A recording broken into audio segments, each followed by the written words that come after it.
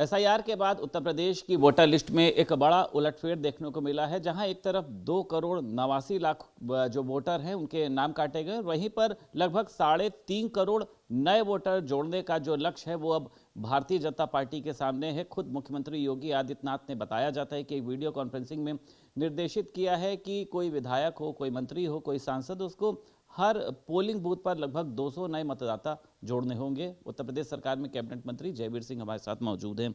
Sir, औसतन ये देखा जा रहा है कि हर पोलिंग बूथ से लगभग 200 ऐसे जो वोट हैं वो कम हुए हैं और इसको जोड़ने के लिए एक अभियान भी शुरू करने की बात कही गई है। आप लोगों को भी एक जिम्मेदारी दी गई है, कैसे जोड़ेंगे और कौन से ये ऐसे वोटर होंगे, अगर हम पोलिंग बूथ पे 200% की बात करें या फिर हम 3.5 करोड़ वोटर की बात करें, मतलब ऐसे कौन से वोटर होंगे जिनको आप बनाने का प्रयास करेंगे? वो नए वोटर होंगे या जिनके नाम गलत तरीके से ना जुड़ पाए हों, क्या होगा?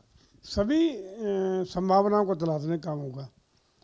जिनकी आयु 1 जनवरी को 18 साल पूरी हो गई है, उन सारे वोटरों के नाम रूपपत्र 6 भर करके जमा करा करके उनके नाम बढ़वाने का काम होगा।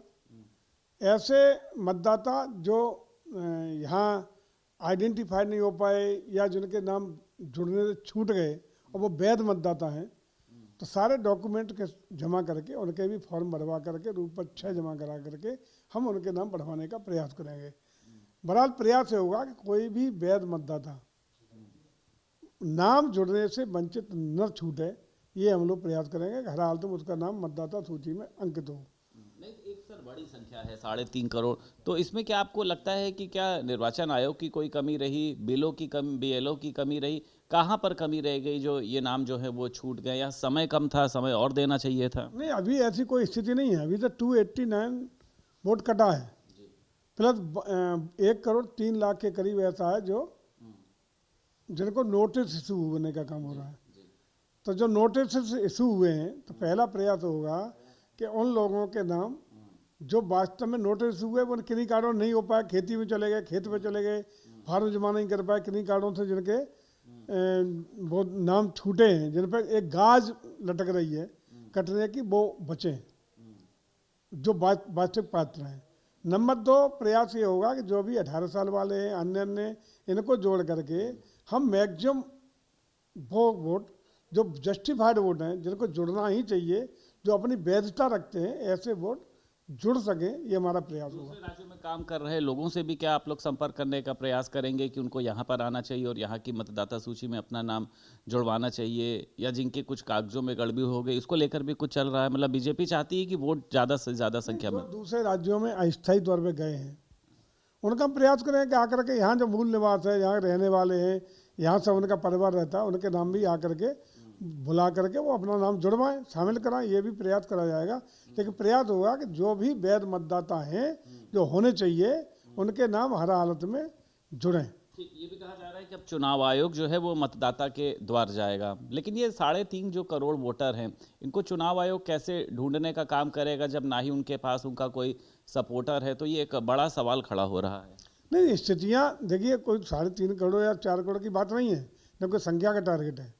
टारगेट ये है कि जो वैध मतदाता है हमारा, वो किसी भी दशा में उसका नाम जुड़ने से चूके नहीं। हम हर हालत में उसमें सकारात्मक प्रयास के तहत हम लोग उसका सहयोग करें कि अपना उसका फार्म 6 भरवा के यदि वैध मतदाता तो जमा हो सके। लक्ष्य ये है कि मैक्सिमम नाम जुड़े और जो भी डिजर्व करता है वो हर हालत में उसका नाम मतदाता सूची में शामिल हो। लेकिन साथ साथ ये भी है कि वो सूची का भी 11 तारीख को प्रकाशन हर बूथ पर कर रहा है बीएलओ, वहाँ भी पढ़ के सुनाएगा। तो उसमें भी ये होगा कि अगर कोई अवांछित तत्व या जो डिजर्व नहीं करता, जो पात्र नहीं है, उसका नाम भी यदि कहीं जुड़ा है तो उसका कटने का भी काम होगा। एसआईआर में पीडीए के बहुत ज़्यादा वोट काट दिए गए हैं, अखिलेश यादव ये कह रहे हैं, और परीक्षाएं ये लगातार निरस्त होती है, उनकी तिथियों को बदला जाता है। इसको लेकर वो कह रहे हैं भाजपा सरकार में ही इस तरीके की धांधलेबाजी है, भाजपा सरकार जाए तब परीक्षाएं जो है वो सही से हुई। पहला तो पीडीए या किसी जात वर्ग की गणना नहीं हो रही है। भारत निर्वाचन आयोग की प्रक्रिया, हर वो व्यक्ति जो भारत का रहने वाला नागरिक है, जो जिसकी उम्र 18 साल पूरी हो चुकी है, वो मताधिकार के हक के लिए उसका नाम मतदाता सूची में हो। उसमें अगला पिछला ईडीए पीडीए कुछ नहीं है। नंबर 1 उन्हें सुधार लेना चाहिए हर चीज़ में, सोते जगते पीटीए चिल्लाने की बात करते हैं जिसका औचित्य कहीं कोसों दूर तक नहीं होता।